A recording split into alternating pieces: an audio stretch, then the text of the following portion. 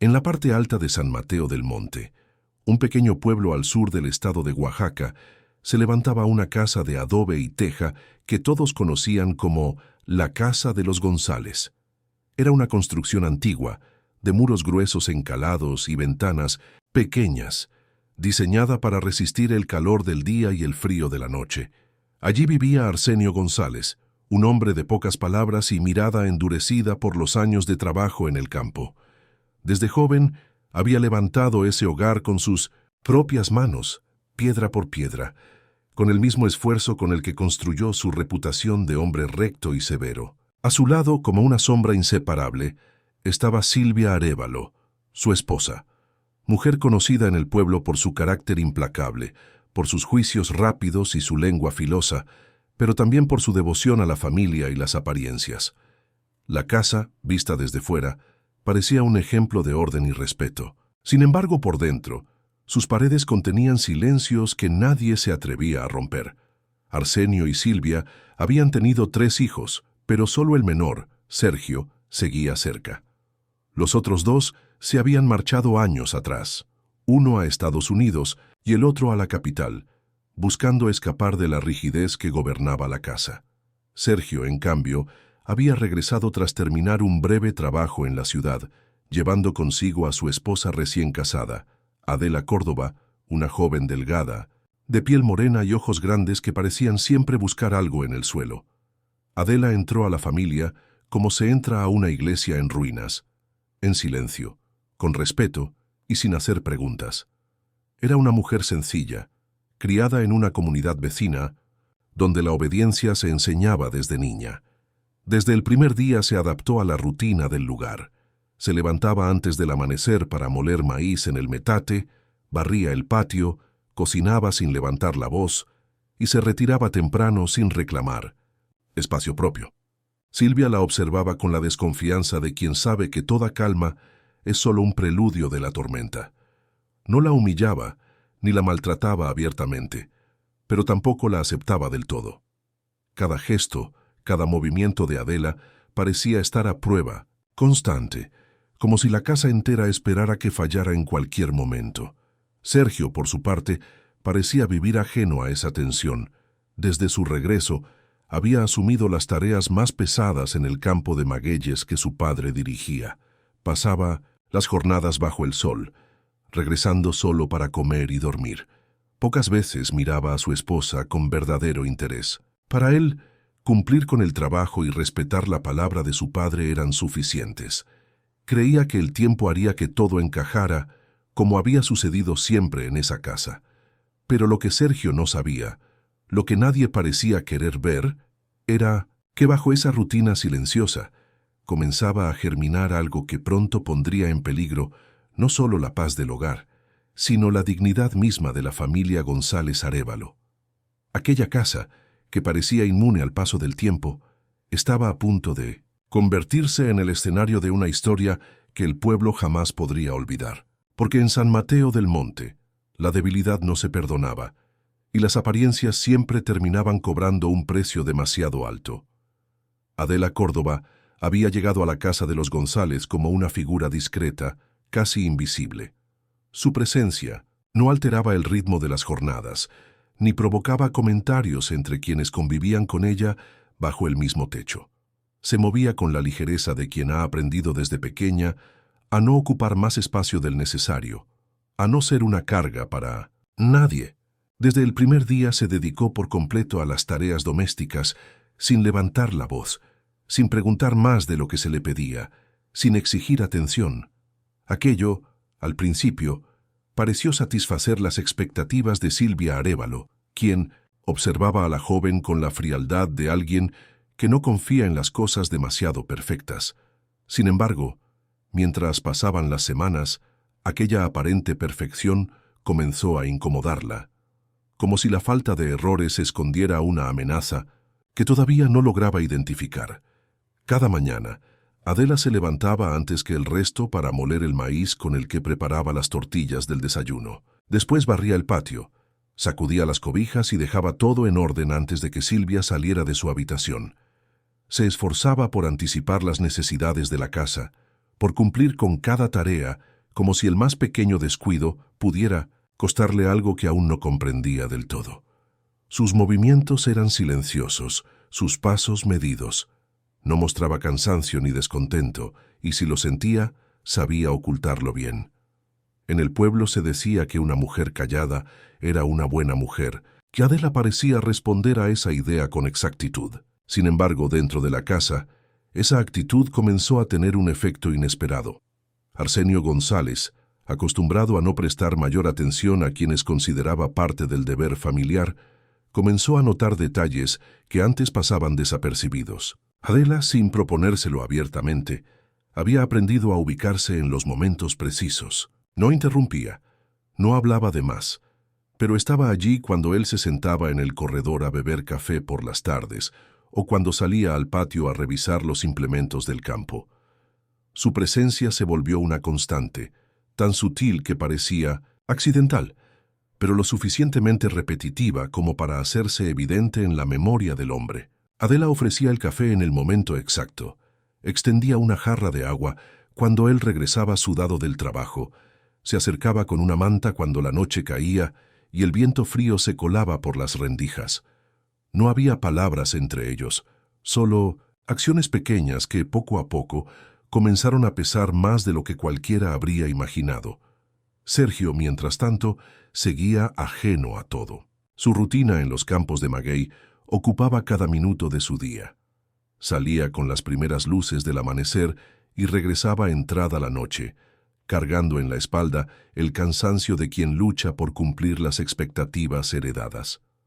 Apenas cruzaba algunas palabras con su esposa antes de quedarse dormido. Creía que todo marchaba como debía ser.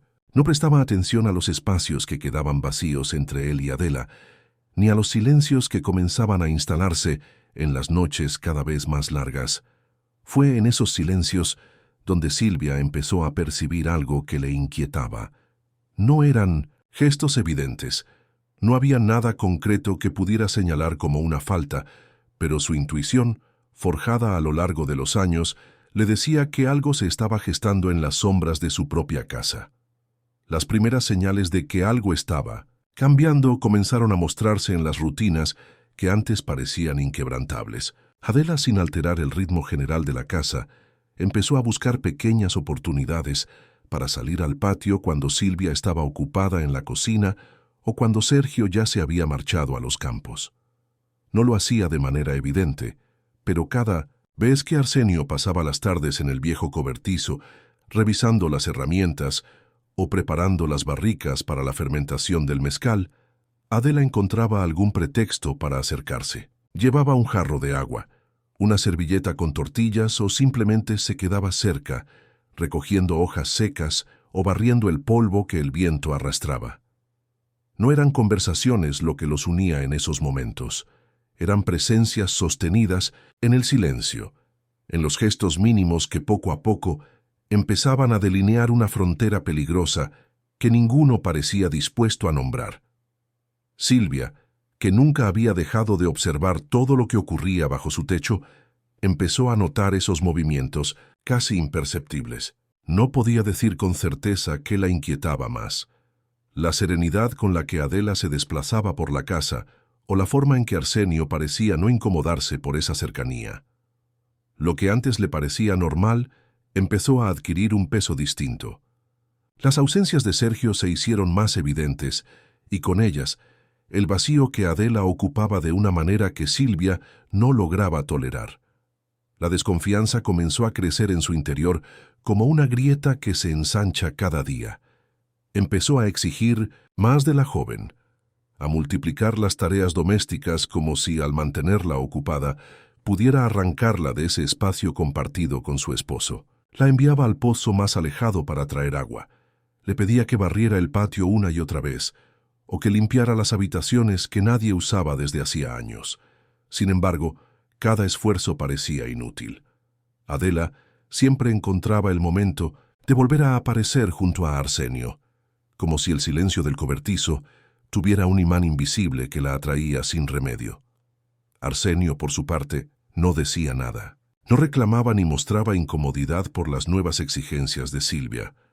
Tampoco pedía que Adela se mantuviera alejada. Su actitud comenzó a tornarse extrañamente permisiva, como si aceptara la presencia de la joven sin plantearse las consecuencias. No había palabras que delataran una falta, pero en la manera en que su mirada se detenía unos segundos más de lo debido, en cómo sus manos aceptaban el vaso de agua que ella ofrecía, comenzaba a formarse una tensión que solo alguien como Silvia podía percibir. No se trataba de acciones evidentes, sino de esa incomodidad silenciosa que crece cuando lo prohibido empieza a instalarse en lo cotidiano. Sergio continuaba ajeno a todo. Su rutina se había vuelto aún más pesada desde que aceptó trabajos adicionales en los terrenos vecinos. Estaba decidido a reunir suficiente dinero para construir una pequeña casa propia, un espacio donde Adela pudiera vivir sin la sombra constante de sus padres. Aquella decisión, que él consideraba un acto de amor y responsabilidad, solo contribuyó a dejar más vacíos en la casa principal. Vacíos que Adela y Arsenio seguían llenando en silencio, mientras Silvia observaba cada movimiento, cada mirada, cada ausencia, con la certeza de que algo estaba a punto de romperse sin remedio. El cambio en la actitud de Adela se hizo cada vez más visible. Ya no se movía por la casa con la misma discreción de antes. Sus pasos, aunque seguían siendo suaves, mostraban una seguridad que no pasaba desapercibida para Silvia. Los movimientos, que antes parecían obedientes, ahora llevaban un ritmo distinto, una especie de intención que la mujer mayor no sabía cómo nombrar, pero que sentía crecer como una amenaza constante. Adela había dejado de bajar la mirada cuando se cruzaba con Arsenio en el patio o en el corredor. Ahora sostenía los ojos un segundo más de lo necesario, como si buscara confirmar algo que solo ellos dos conocían. Esa sutil provocación comenzó a desgastar la paciencia de Silvia, quien notaba con creciente amargura que cada día se volvía más difícil mantener el control que había ejercido toda su vida sobre su hogar. Arsenio, por su parte, parecía rendido a una rutina que lo había vuelto más permisivo. No reprendía a Adela cuando ella prolongaba su presencia en el cobertizo o cuando sus manos se demoraban entregándole algún objeto. Lejos de rechazar esos pequeños gestos, los aceptaba con una naturalidad que para Silvia resultaba insoportable. Esa aparente indiferencia escondía un consentimiento que se hacía más evidente en cada jornada. Silvia, acostumbrada a leer las intenciones en los gestos más pequeños, entendía que entre su esposo y su nuera se estaba tejiendo algo peligroso, algo que crecía en el silencio de esas tardes compartidas, lejos de las miradas del resto. La noche en que Silvia los sorprendió juntos en el cobertizo, todo terminó de confirmarse. Había salido en busca de un cesto de leña cuando vio, desde la oscuridad del patio, cómo Adela se demoraba más de lo debido junto a Arsenio. No hubo contacto físico, ni palabras comprometedoras, pero el modo en que la joven se acercó a él, la forma en que su cuerpo parecía buscar refugio en aquella figura firme y callada, bastó para que Silvia entendiera que la frontera ya había sido cruzada. La rabia que sintió en ese momento no se expresó en gritos ni en reproches. Guardó silencio, como si el dolor necesitara espacio para crecer sin desbordarse. A partir de esa noche, Silvia dejó de dormir con tranquilidad. En su mente, las imágenes del cobertizo volvían una y otra vez, alimentando un rencor que se mezclaba con la humillación. Intentó hablar con Arsenio, pero él se limitó a negar cualquier acusación, cerrándose en su habitual silencio. Aquella negativa solo sirvió para encender aún más las sospechas. Silvia comprendió que su esposo no solo no tenía intención de detener aquella cercanía, sino que la estaba permitiendo a sabiendas del daño que causaba.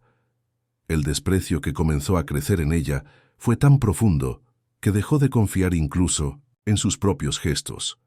Sergio, ajeno a todo, decidió aceptar un nuevo encargo que lo mantendría aún más tiempo fuera de casa. Su única preocupación era juntar suficiente dinero para comenzar su propio proyecto lejos de la sombra de sus padres. Sin saberlo, con cada jornada que pasaba fuera, dejaba a su esposa en un espacio donde la tensión crecía como una cuerda a punto de romperse. La familia, aunque aún compartía la misma casa, se había fragmentado en silencios y desconfianzas. Cada uno parecía moverse por caminos separados, guiados por deseos, miedos y decisiones que sin remedio los empujaban hacia un desenlace inevitable. El descubrimiento llegó una mañana, cuando Silvia, como solía hacer desde hacía semanas, revisaba la ropa de Arsenio antes de enviarla al lavado. Lo hacía en silencio, buscando más allá de la suciedad, como si en cada prenda pudiera encontrar pruebas que le dieran forma a sus sospechas.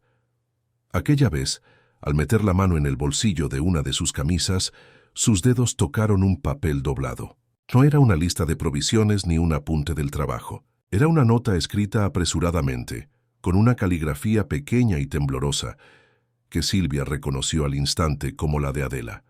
Solo una frase ocupaba el centro del papel, una frase que, sin explicar nada, confirmaba todo. Sé que para ti esto también es más que una mirada. El impacto fue seco, como una piedra lanzada al centro del pecho.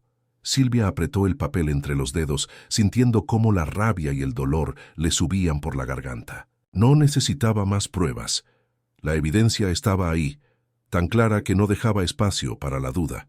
Lo que había temido durante semanas se mostraba ahora como una verdad innegable. No sabía si Arsenio había leído la nota o si la había guardado, sin intención de responder, pero para Silvia no había diferencia. Lo imperdonable ya había ocurrido. Lo que más le dolía no era la traición en sí, sino el silencio cómplice de ambos, la manera en que le habían arrebatado la autoridad que durante años había sostenido a esa familia. Sin decir nada, guardó la nota entre sus ropas. No la rompió ni la mostró a nadie. Desde ese día su comportamiento cambió. Dejó de buscar señales, dejó de vigilar los pasos de Adela. No necesitaba ver más. La decisión se había formado en su interior con una frialdad que la sorprendía incluso a ella misma. Empezó a observar la casa con una distancia que hasta entonces no había conocido, como si cada pared, cada objeto, cada rincón hubieran dejado de pertenecerle. Comprendió que el escándalo no resolvería nada. Hablar significaba exponer su vergüenza, hacer pública la humillación que se negaba a permitir. En su mente no había lugar para una confrontación abierta. Solo existía una idea fija que crecía en silencio. Cerrar esa historia de manera definitiva, proteger el nombre de su familia antes de que la vergüenza fuera conocida por todo San Mateo del Monte. La vigilancia se transformó en cálculo. Silvia comenzó a estudiar los horarios de todos, los momentos en que cada uno quedaba solo. Anotaba mentalmente los movimientos de Adela, los de Arsenio y los de Sergio. Sabía que el hijo seguiría trabajando hasta tarde, que Arsenio había adoptado la costumbre de pasar las noches en el cobertizo bajo el pretexto de vigilar la fermentación. Y sabía también que Adela en esas noches quedaba sola en la casa. La rutina le ofrecía la oportunidad que necesitaba. No había prisa, se decía a sí misma cada día. Lo importante era esperar el momento exacto, cuando el silencio de la casa le permitiera actuar sin testigos y sin dejar lugar a las sospechas públicas. La decisión estaba tomada. Solo quedaba ejecutarla. El 8 de julio comenzó como cualquier otro día en la casa de los González Arévalo. Sergio salió antes del amanecer, llevando consigo el machete y la bolsa de cuero que siempre usaba para trabajar en los terrenos vecinos. Silvia lo vio partir desde la puerta en silencio, con los brazos cruzados sobre el pecho. No lo despidió con palabras ni con un gesto. Cuando la figura de su hijo se perdió en el sendero que conducía al campo, volvió al interior de la casa y comenzó a preparar el desayuno como si fuera un día más. Sin embargo, en su mente, la jornada ya estaba marcada por una única intención que llevaba días preparando con meticulosa paciencia. Adela se mantuvo ocupada durante la mañana. Limpiaba el patio y la cocina, pero sus movimientos eran más lentos que de costumbre. La joven parecía haberse replegado en sí misma, como si hubiera notado algo distinto en el ambiente de la casa. Desde hacía 2 días, Silvia había dejado de darle instrucciones, había dejado de observarla de forma evidente y esa ausencia de control visible parecía haberle despertado una incomodidad que no lograba disimular. En ningún momento del día Adela salió al cobertizo. Se quedó en el interior, limitando sus acciones al mínimo necesario. No pidió permiso para nada, no buscó pretextos para acercarse a Arsenio. La tensión, sin embargo, no disminuyó, solo cambió de forma. La cena transcurrió en completo silencio. Arsenio, como era su costumbre, anunció que pasaría la noche en el cobertizo, asegurando que necesitaba vigilar la fermentación de las piñas de maguey. Silvia no respondió, solo asintió levemente mientras recogía los platos. Adela se retiró temprano a su habitación. La casa quedó sumida en un silencio espeso, interrumpido solo por los sonidos lejanos del campo y el murmullo del viento que golpeaba las ramas secas del patio.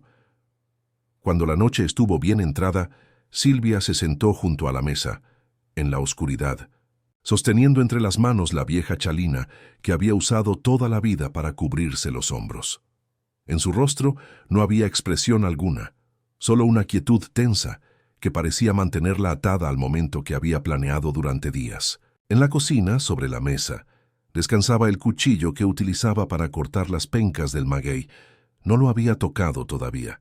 Lo observaba como si necesitara asegurarse, una última vez, de que no habría vuelta atrás.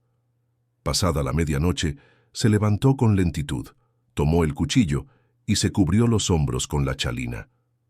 Esa noche, Silvia se detuvo ante la puerta, entreabierta.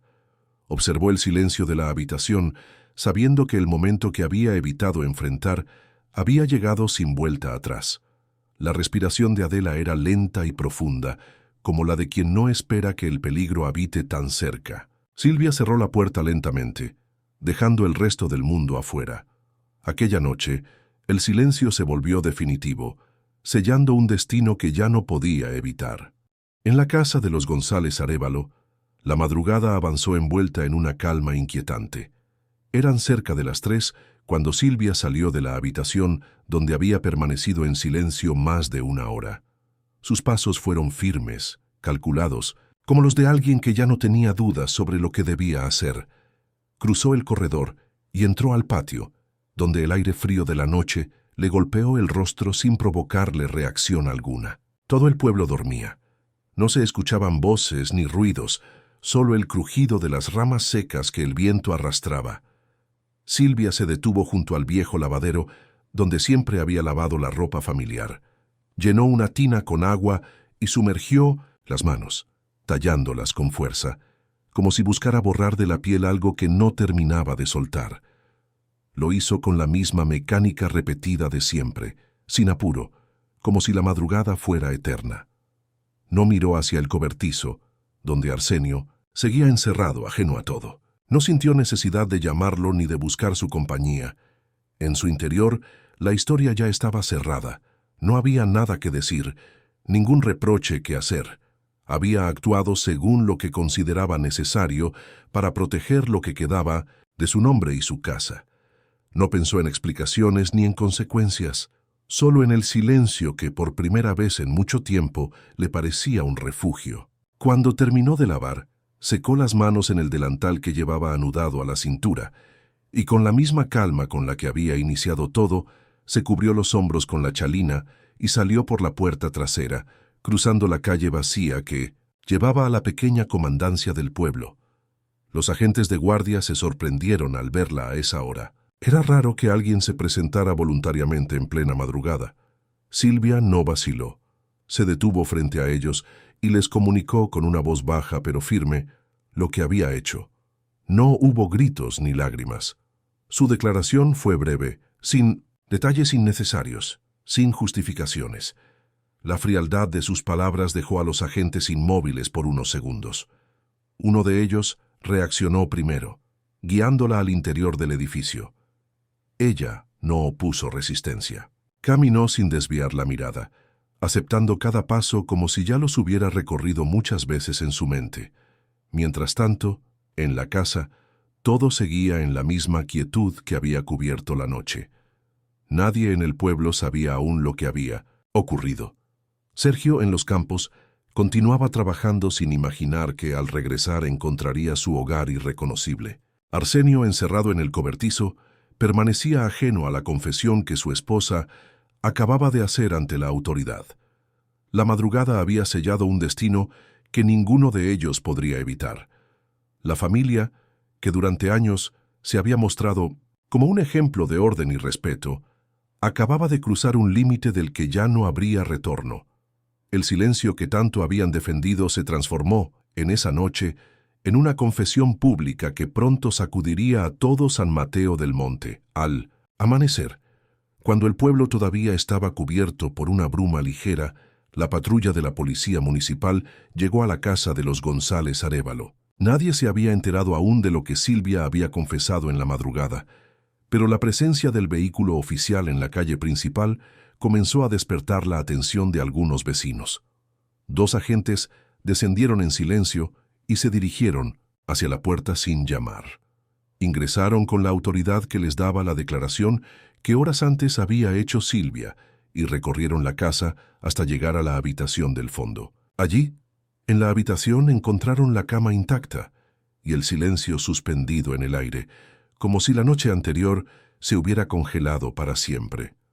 No hubo necesidad de revisar mucho más. Todo estaba en el lugar exacto donde Silvia lo había dejado.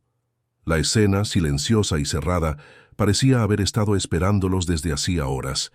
Sergio llegó al pueblo poco después, cuando el rumor de la patrulla ya había comenzado a correr por las calles de San Mateo del Monte.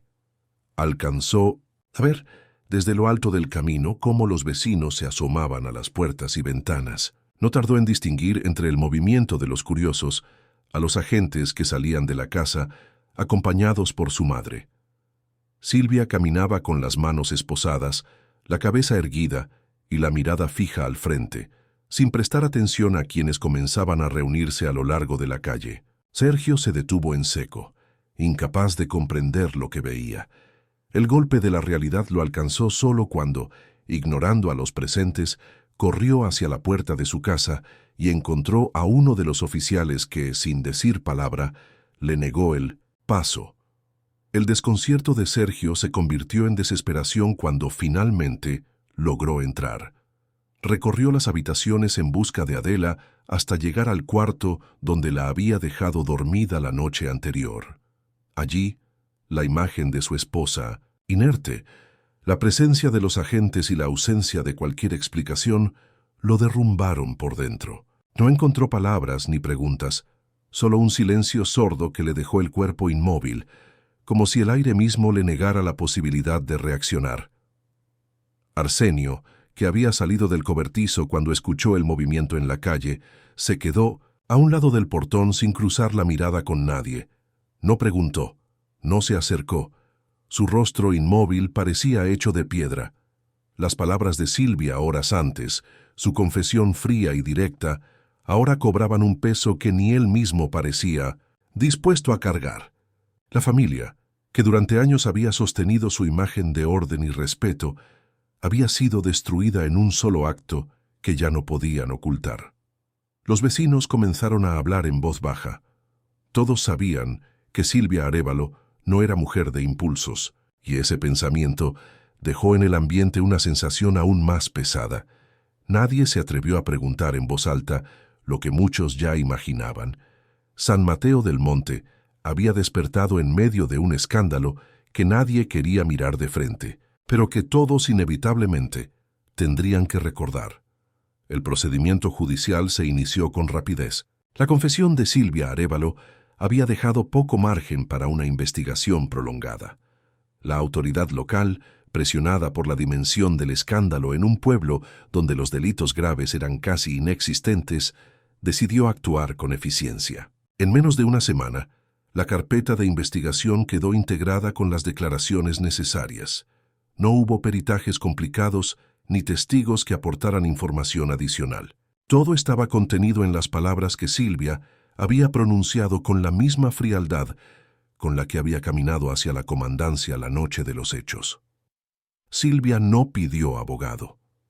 Desde el primer momento se limitó a confirmar lo que ya había dicho, sin añadir detalles, sin mostrar interés por defenderse o matizar su responsabilidad.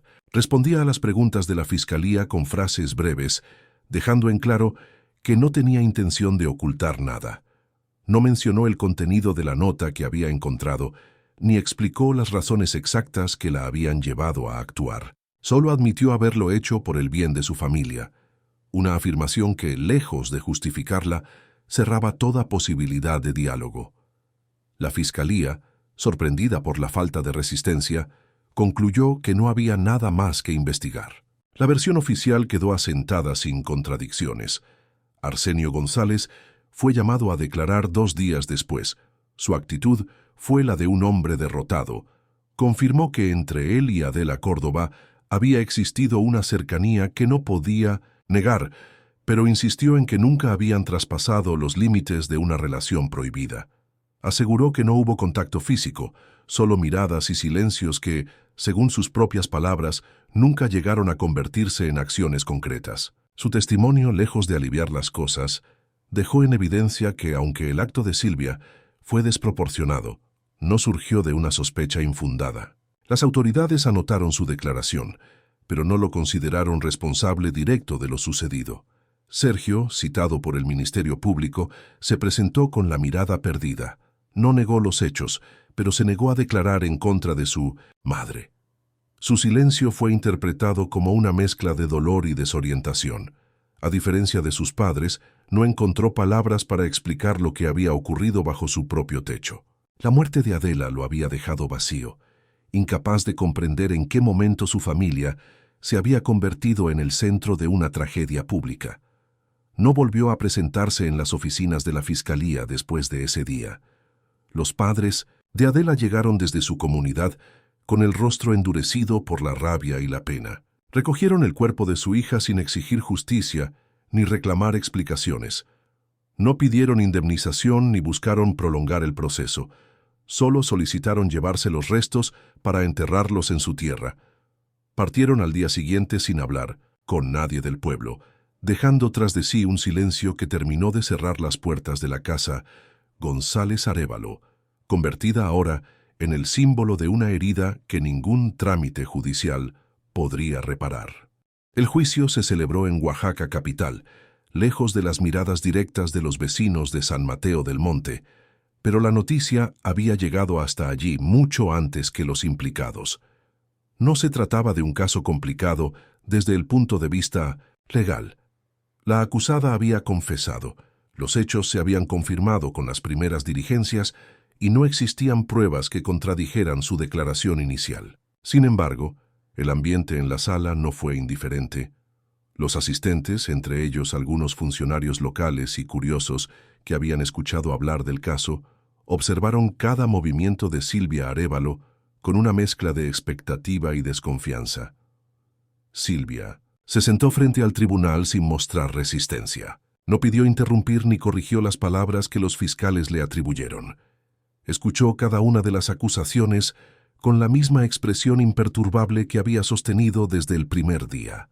Cuando el juez le preguntó si deseaba agregar algo, se limitó a repetir que lo había hecho por el bien de su familia, que había actuado para proteger lo que consideraba suyo. Esa afirmación, pronunciada con la misma calma que había usado desde su confesión, generó un silencio incómodo en la sala. No hubo lágrimas, ni súplicas, ni excusas. Silvia asumió su culpa sin mostrar el más mínimo interés en justificar las consecuencias.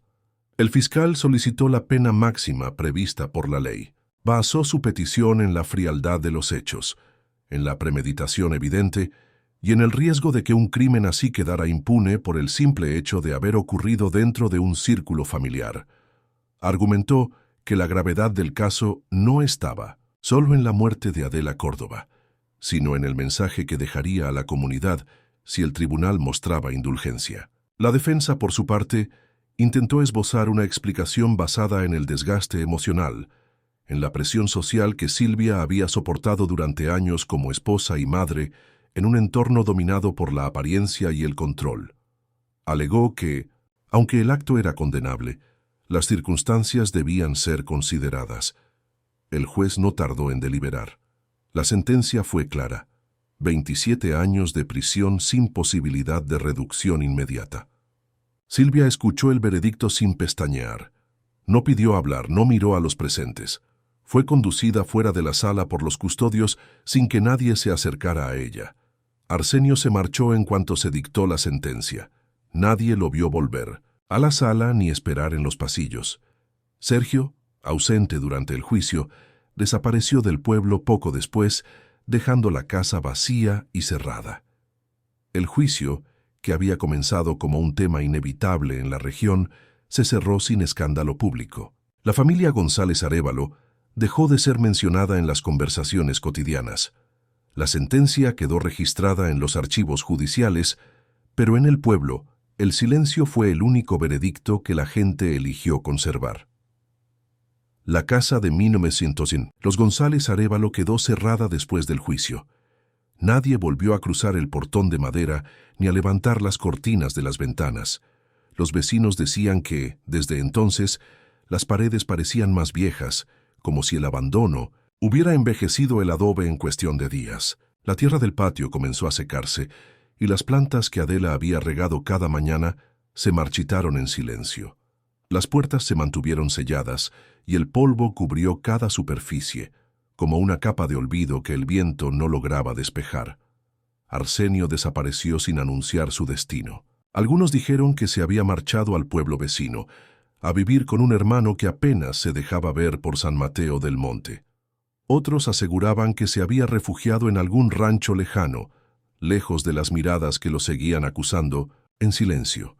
Nadie lo volvió a ver por las calles, ni siquiera en las reuniones del comisariado donde solía tener voz. Su nombre dejó de mencionarse poco a poco, como si la gente prefiriera fingir que nunca había sido parte del pueblo. Sergio partió pocos días después del juicio. No se despidió de nadie. Algunos vecinos lo vieron cargar una mochila pequeña y tomar el camino hacia la parada del autobús que salía hacia la ciudad. No dejó explicaciones ni promesas de regresar. La versión que comenzó a circular entre los conocidos decía que había viajado a México y desde allí cruzado la frontera hacia Estados Unidos. Nadie sabía con certeza si era verdad. Con el tiempo, su ausencia se volvió definitiva, como si nunca hubiera regresado del todo desde aquel día en que trajo a Adela como su esposa. La casa quedó sola, convertida en un recordatorio incómodo de lo que había ocurrido. Algunos jóvenes se atrevieron a acercarse por las noches, más por curiosidad que por valentía. Las ventanas rotas y la puerta principal desgastada por el tiempo se convirtieron en parte del paisaje, pero nadie se atrevió a ocuparla. Era como si el lugar cargara con una presencia invisible que ahuyentaba a cualquiera que pensara en restaurarlo. La tierra donde crecían los magueyes quedó abandonada. Nadie quiso continuar la producción de mezcal, que durante años había sido el orgullo de Arsenio. Los vecinos aprendieron a desviar la mirada cada vez que pasaban frente a la casa. El silencio se volvió una costumbre. En las conversaciones del mercado o en las reuniones de la iglesia, el tema dejó de aparecer. No porque se hubiera olvidado, sino porque recordarlo significaba volver a abrir una herida que el pueblo prefería dejar cerrada. La familia González Arévalo, que durante tanto tiempo había representado la estabilidad y la autoridad local, terminó reducida a una casa vacía y a un apellido que nadie quería pronunciar en voz alta. La historia se quedó atrapada entre esas paredes, condenada a ser parte de una memoria que, aunque oculta, nunca dejó de pesar sobre quienes todavía vivían en San Mateo del Monte. Silvia Arévalo fue trasladada al penal de Tanibet semanas después de la sentencia. Allí comenzó a cumplir su condena en condiciones austeras, lejos de las tierras que durante toda su vida había llamado hogar. Los registros penitenciarios mostraban su nombre sin anotaciones especiales. No solicitó visitas, no recibió cartas ni paquetes. Nadie acudió a preguntar por ella. Con el paso de los meses, su historia dejó de ser mencionada, incluso por las internas más nuevas. Para la administración del penal, era una más entre las muchas mujeres que llegaban con sentencias largas y silenciosas. Silvia se adaptó a la rutina con la misma disciplina que había mantenido en su casa. Se levantaba temprano, cumplía con las tareas asignadas y evitaba participar en conflictos o conversaciones innecesarias. No pidió favores ni buscó alianzas. Era observada con curiosidad al principio, por su edad y por el tipo de crimen que la había llevado allí, pero pronto dejó de llamar la atención. Su figura se volvió parte del paisaje diario del penal, como una sombra que se movía en silencio, sin perturbar a nadie. Arsenio nunca la visitó. No llegó una sola carta en todos los años que Silvia pasó tras las rejas. Sergio tampoco se presentó. Las autoridades confirmaron que su hijo había salido del país poco después del juicio y que no existía ningún registro de contacto entre ellos desde entonces. Los padres de Adela nunca regresaron a buscar explicaciones ni a exigir justicia adicional. El silencio que había comenzado la noche del crimen se extendió más allá del pueblo, cubriendo también los muros de la prisión. En San Mateo del Monte, la casa continuó cerrada y en ruinas. Nadie reclamó la propiedad y el terreno comenzó a ser invadido por la maleza. Con el tiempo, los techos de teja se derrumbaron en algunos sectores y las paredes comenzaron a agrietarse. Los pocos que se atrevían a acercarse afirmaban que el lugar se sentía más vacío cada año, como si los recuerdos hubieran abandonado las habitaciones junto con quienes alguna vez las habitaron. La tierra de los magueyes quedó olvidada, cubierta por espinas y hierba seca. Lo que alguna vez fue orgullo familiar se transformó en un paisaje abandonado, visible desde la carretera como un recordatorio incómodo de una historia que nadie quería revivir. En las reuniones del pueblo, cuando alguien intentaba mencionar a los González Arévalo, las conversaciones cambiaban de rumbo rápidamente. Hablar de ellos era romper un pacto tácito de olvido que todos preferían respetar. No quedaba nadie que llevara ese apellido en la región, pero su historia seguía viva en la memoria colectiva, como una advertencia silenciosa. La gente, con el paso del tiempo, comenzó a repetir que las desgracias más grandes no siempre vienen de fuera. A veces nacen dentro de las mismas paredes que uno jura proteger, y cuando eso ocurre, el daño no se borra, aunque se deje de hablar de él. En San Mateo del Monte, ese fue el verdadero legado de la familia que un día creyó que el silencio podía salvarlo todo. Amigos, antes de finalizar esta historia, es importante decir algunas palabras. Nuestro contenido está dedicado al análisis de eventos criminales, pero de ninguna manera justifica ni glorifica la violencia. Exploramos estos casos para comprender mejor sus causas y consecuencias. Todos los hechos descritos forman parte de una narración ficticia, basada en investigaciones reales y análisis criminales. Mostramos la psicología de los delincuentes y el trabajo de las autoridades para resaltar la importancia de la justicia. Condenamos categóricamente cualquier forma de crimen y violencia. Esta historia no pretende romantizar los delitos, sino demostrar sus repercusiones y advertir sobre los peligros que pueden representar. Nunca intenten imitar lo que ven o escuchan en historias como esta. Cualquier acto delictivo conlleva consecuencias irreversibles. La conciencia sobre estos temas ayuda a construir un mundo más seguro. Gracias por su atención y por su enfoque reflexivo hacia estas historias.